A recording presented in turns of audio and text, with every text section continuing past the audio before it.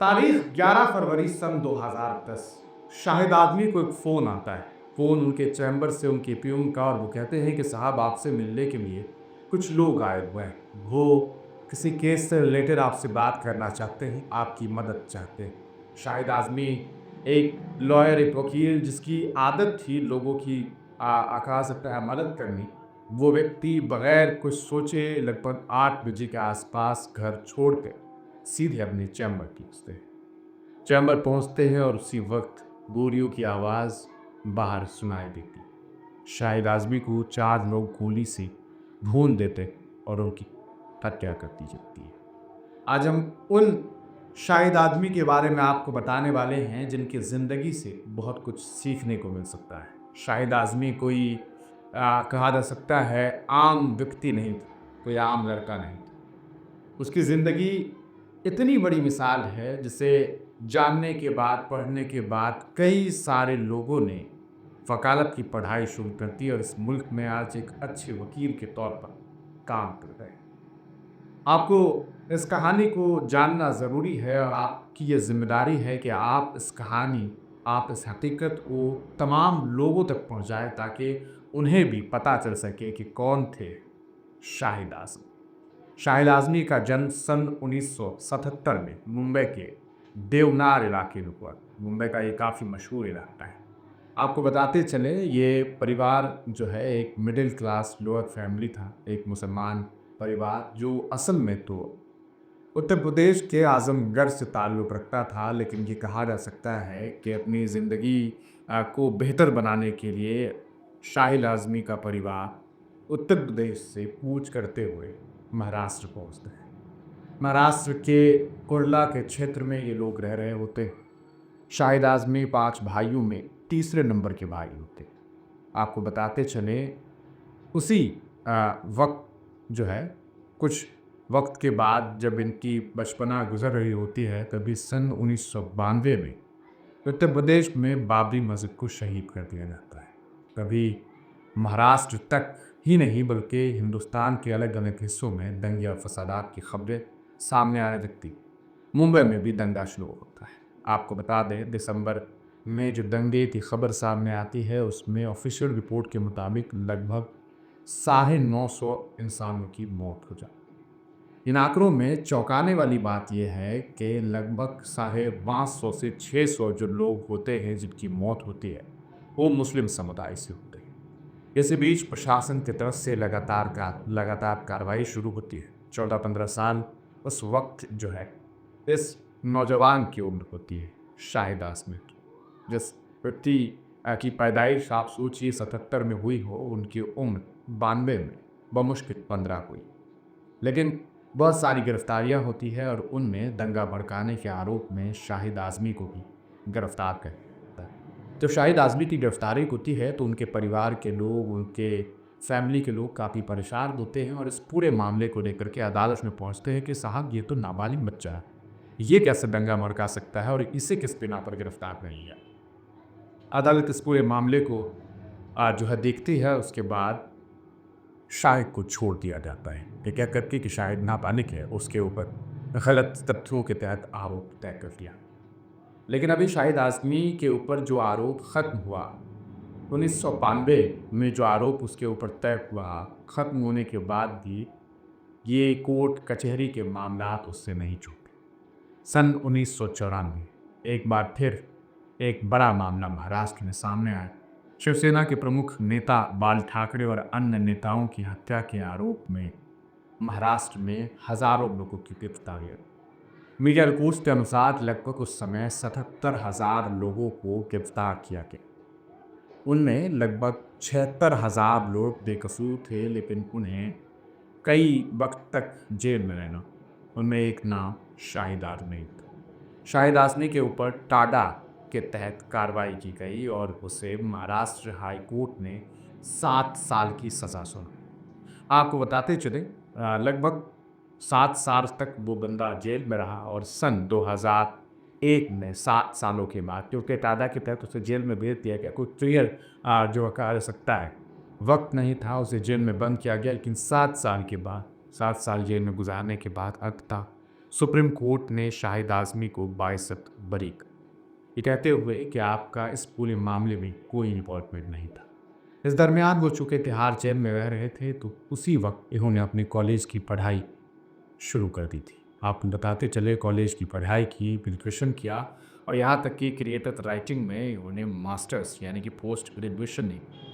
इसके बाद इन्होंने ये ठाना कि ये LLB करेंगे, लॉ की पढ़ाई करेंगे, क्योंकि इन्होंने जो कुछ झेला था उसके बाद ये नहीं चाहते थे कि कोई दूसरा भी ये तमाम चीज़ें पहली बार सोचिए, बचपने की उम्र में उस व्यक्ति को गिरफ्तार कर लिया गया दंगे भड़काने के आरोप। दूसरी बार टाटा के तहत हत्या के आरोप में गिरफ्तार कर लिया गया, जबकि वो व्यक्ति बेकसूर था, वो नौजवान बेकसूर था। पढ़ाई मुकम्मल की, 3 साल में उसने लॉ की पढ़ाई की और उसके बाद एक गैर मशहूर वकील थे मजीद मेमन, उसके साथ शाहिद आज़मी ने काम करने की शुरुआत की। अपनी काम की शुरुआत की महज 2000 रुपये प्रति माह के हिसाब से, जबकि क्रिएटिव कहा सकता है राइटिंग में इसने बहुत शानदार पढ़ाई की थी और उसके तहत वो और अच्छे पैसे कमा सकता था। लेकिन इसके बावजूद उसने वकालत को चुना और महज 2000 रुपये प्रति माह के तहत काम करना शुरू कर दिया।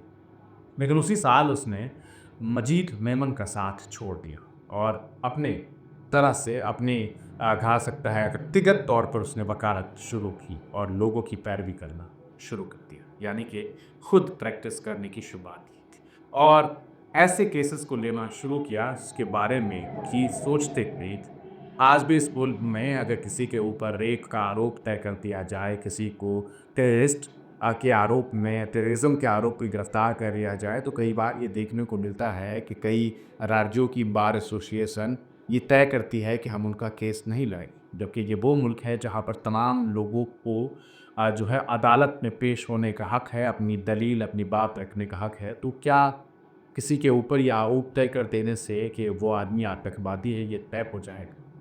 ये बात बखूबी शाहिद जानते थे और शाहिद आज़मी ने इसलिए टेरर अक्यूज केस वो लेना शुरू कर दिया, जिसमें काफ़ी चर्चित केस जैसे सिद्धार्थ कपूर बम ब्लास्ट का मामला 2006 का जो काफ़ी चर्चित मामला था। इसके अलावा मालेगांव बम ब्लास्ट के मामला, फिर उसके अलावा अगर आप 26/11 बम ब्लास्ट आपको याद होगा 2008 में किस तरीके से मुंबई के ताज होटल पर जो है हमले हुए थे, वो क्या आप चाहते हैं। तमाम मामलों में जो है ये कहीं न कहीं पैरवी करने लगे, जो कि उस पूरे मामले में अभियुक्त बनाएंगे। मतलब ऐसे केसेस को लड़ना शुरू किया जिस पे कोई वकील सोचता भी नहीं।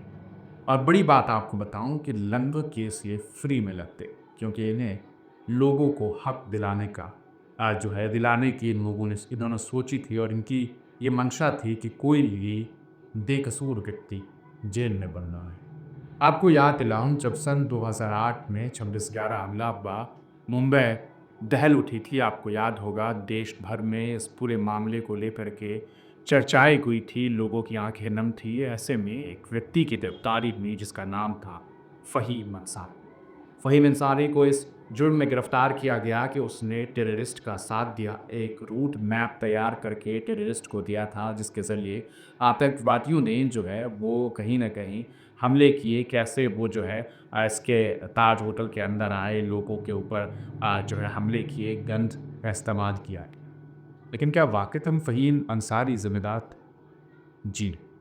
आपको बताते चले इस पूरे मामले में फ़हीम अंसारी का केस इस शाहिद आज़मी ने लड़ना शुरू किया और उसके बाद उस बेकसूर व्यक्ति को जो कसूरवार बनाया गया था, उसने अदालत में ये साबित किया कि नहीं साहब, गलत इल्ज़ाम के तहत इस व्यक्ति को गिरफ्तार किया गया।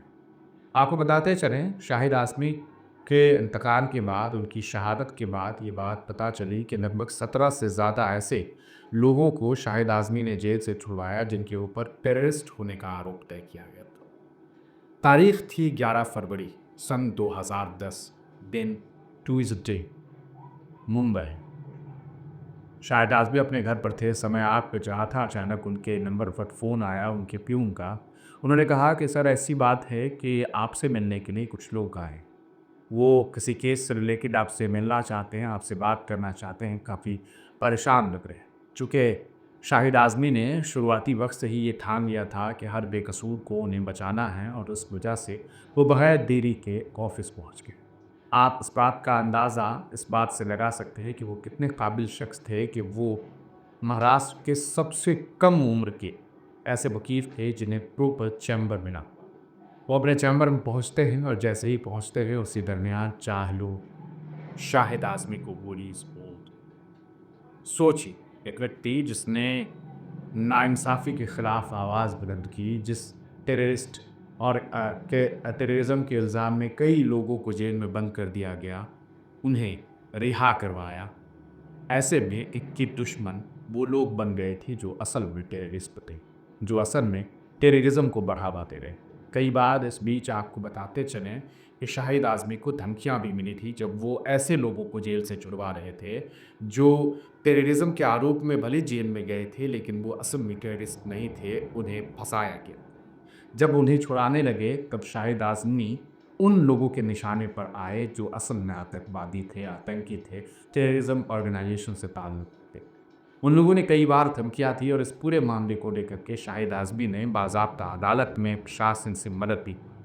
लेकिन अफसोस कि ना अदालत ने ना ही पुलिस प्रशासन की टीम ने शाहिद आज़मी की उस वक्त मदद की, उन्हें सुरक्षा प्रदान किया। और फिर हुआ ये कि सन 2010 में, आज से ठीक 15 साल पहले आज ही की तारीख में उनकी हत्या करते हैं। आपको बता दें, इस पूरे मामले में 4 नॉन मुस्लिम लोगों को गिरफ्तार किया गया जिन्होंने शाहिद आज़मी पर गोलियां चलाई थी उनकी हत्या की। लेकिन सवाल यह है कि क्या शाहिद आज़मी की हत्या वाक़तन सिर्फ उन 4 लोगों ने की या इसके पीछे कई लोग थे। वो जो लोग थे वो शूटर थे जिन्होंने उनकी हत्या की। कहीं ना कहीं इनके पीछे वो तमाम लोग जिम्मेदार थे जिन्होंने शाहिद आज़मी का साथ में। तो शाहिद का जिसने बाज़ाब्ता एप्लीकेशन लिखा, बाज़ाब्ता प्रशासन से ये गुहार की कि मुझे सिक्योरिटी प्रदान की जाए, मुझे सुरक्षा दी चाहिए, लेकिन इसके बावजूद उन्हें सुरक्षा नहीं दी गई और क्या फरवरी सन 2010 में उनकी हत्या। ये वो व्यक्ति थे जिन्होंने अपने लोगों के लिए आवाज़। अच्छा, ऐसा भी नहीं था कि शाहिद आज़मी सिर्फ मुसलमानों का केस लगते थे, क्योंकि उनको लेकर के इस तरीके के मिसल भी सोशल मीडिया पर वायरल कई बार किए जाते हैं, मानो वो सिर्फ और सिर्फ मुसलमानों के बारे में ही सोचते थे। जबकि आपको बता दें, जब उनकी हत्या कर दी गई थी तो एक महिला जो विधवा महिला थी, नाम था धनेकर परशुराम, उन्होंने ये कहा था कि शाहिद आज़मी मेरे लिए भगवान तुल्य थे, वो मेरे लिए भगवान के जैसा, क्योंकि विधवा महिला का पुत्र 302 के दफ़ा के तहत जो है मर्डर केस में जेल में बंद था। उस महिला की गरीबी मुफलिसी देख करके शाहिद आज़मी को उन पर इतना तरस आया कि उन्होंने सबसे पहले उनके बेटे का केस ला, इस बेकसूर नौजवान को जेल से निकालने की कोशिशें की और साथ में उस परिवार को महाना कुछ पैसे भेज दिए ताकि उनकी ज़िंदगी चल सके।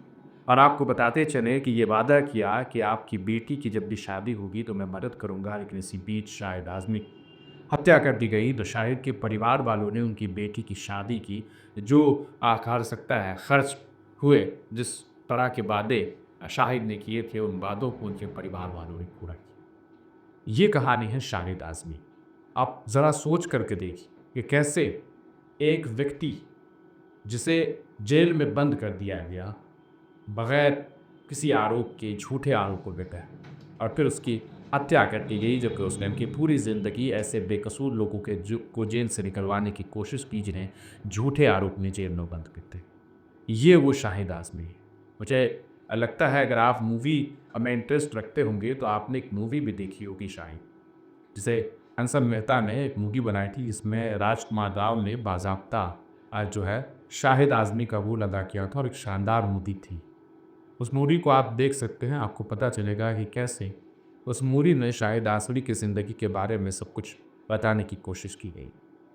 आप ज़रा तसव्वुर कीजिए कि शाहिद आज़मी अगर उस वक्त सुप्रीम कोर्ट के द्वारा नहीं छोड़े जाते तो फिर उन पर क्या आ सकता। 78,000 लोगों की गिरफ्तारियाँ हुई थी, 1000 से ज़्यादा लोग इस पूरे मामले में इन्वॉल्व भी नहीं थे। उन 76,000 लोगों में न जाने कितने लोग कितने सालों जेल में बंद रहे। ये पूरा मामला बताता है कि किस तरीके से इस मुल्क में कानून व्यवस्था का कुछ लोगों ने गलत इस्तेमाल किया।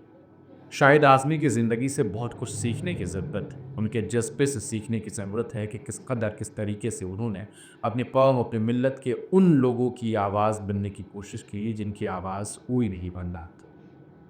मुझे उम्मीद है कि आप इस वीडियो को ज़रूर शेयर करेंगे और शाहिद आज़मी के लिए दुआ करेंगी और उन जैसा बनने की कोशिश करेंगी। आप तमाम लोगों का वीडियो देखने के लिए बहुत बहुत शुक्रिया।